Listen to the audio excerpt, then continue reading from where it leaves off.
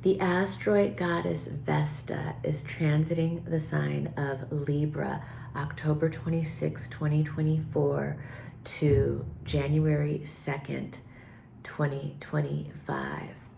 Divine law, truth and beauty, higher love. Hello, my name is Eliane Nicole. I'm your astrologer and tarot reader, and in this video, I'm going to talk about the asteroid goddess Vesta, her transit through Libra, and just a bit about the asteroid goddesses in general, because I haven't done any videos about the asteroid goddesses yet, and I'm going to start implementing them into my series of videos. Not all astrologers use the asteroid goddesses. I do. I think they add further detail and meaning and richness into a chart interpretation.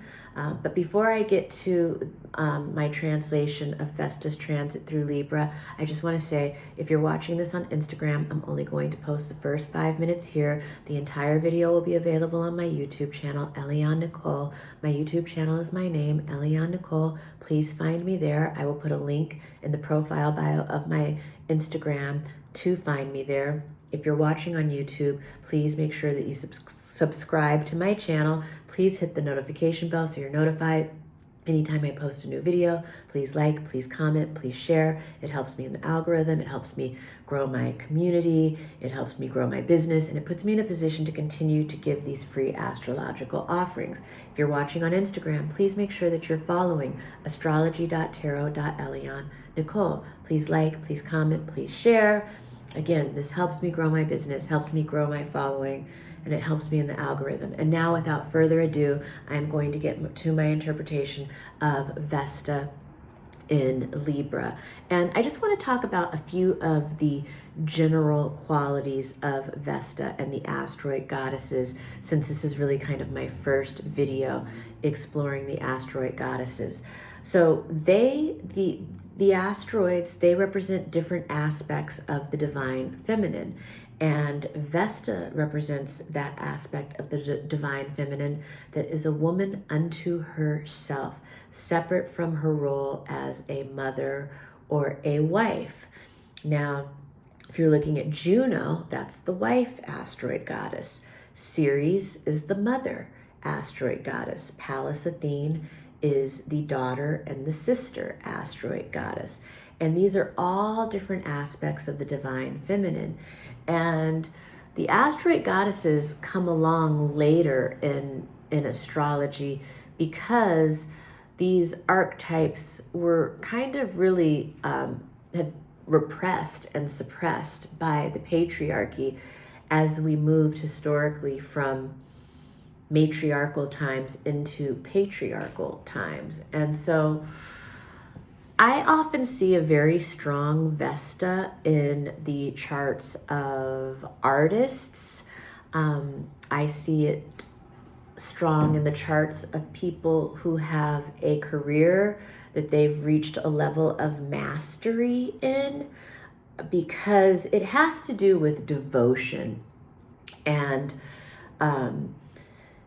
holding that which we hold sacred in life. And anyone who achieves mastery in their career has to have a certain level of devotion. It also involves a certain level of solitude, time spent in solitude, to become great at anything, or to have a true kind of religious or mystical devotion. You have to spend time in solitude, in prayer, in meditation, in ritual, and so Vesta is in the charts of people who are connected to that kind of sacred devotion to something in life, whether that be a cause that they champion, or a artistic practice, or a spiritual devotion. Sometimes it can be a study of knowledge in a certain area, but that's where you see Vesta is strong in people's charts. And the archetype of Vesta comes from the Vestal Virgins, and that mythology changed from matriarchal times to patriarchal times. Originally, the Vestal virgins they kept the community hearth, the flame of the community hearth burning. They took a vow of chastity when they were young girls, and they served the community into their older age. And they took a vow of chastity, but it wasn't in matriarchal mythology. The vow of chastity did not mean that they did not have sex.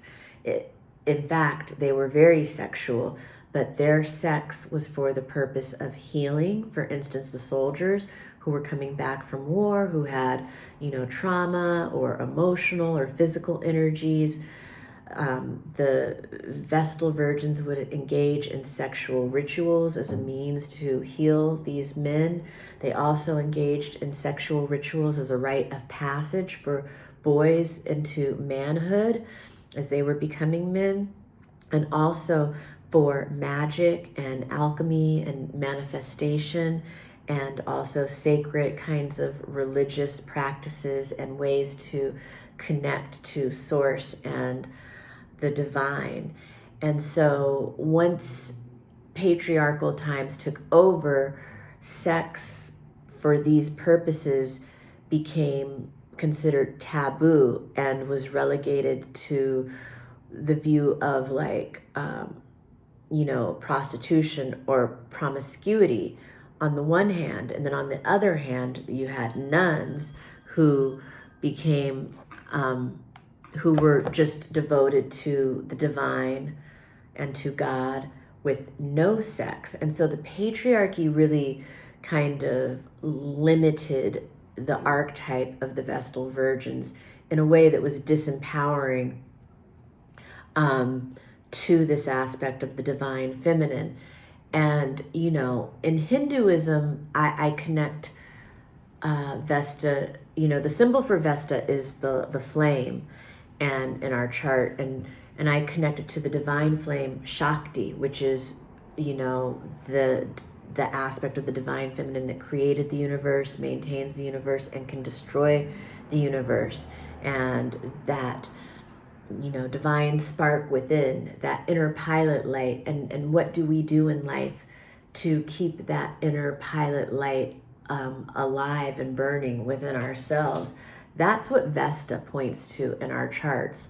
And again, some people have a very strongly placed Vesta, others do not, but they may have a Vesta transit that brings them into a Vesta phase, whereas people with a strong Vesta may have a life that is characterized by that kind of devotion to some kind of either religious practice or creative practice or what have you. I have a very strong Vesta in my chart, so I am super in touch with this archetype.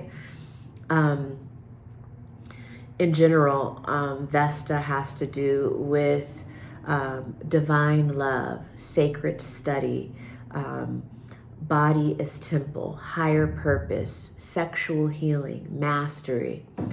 That part of a woman separate from being a wife or a mother. In men, it has to do with their connection to this aspect of the divine feminine. A lot of male artists have very strong Vesta.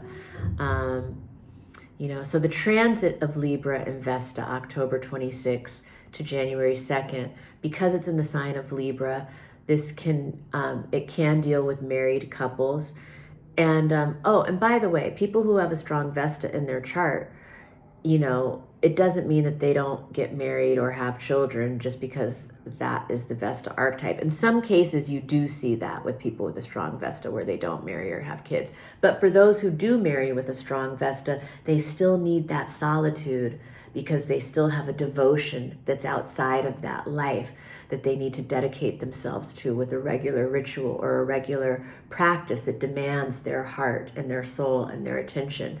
And again, so you see this in, usually people who are devoted to a strong cause, an artistic practice, a religious or spiritual devotion of some kind, or a study of some kind.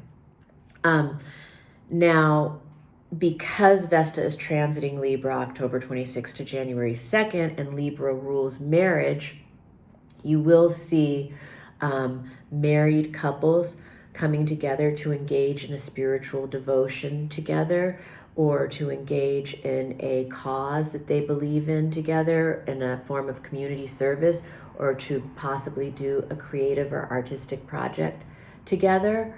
And you'll also see creative collaborators coming together to create art in the name of probably some kind of spiritual or divine theme. For single people, you'll see people engaging in some kind of devotional or spiritual quest, getting into meditation more, and prayer, or finding yourself involved in a artistic project that is somehow healing you spiritually or connecting you to God in some way.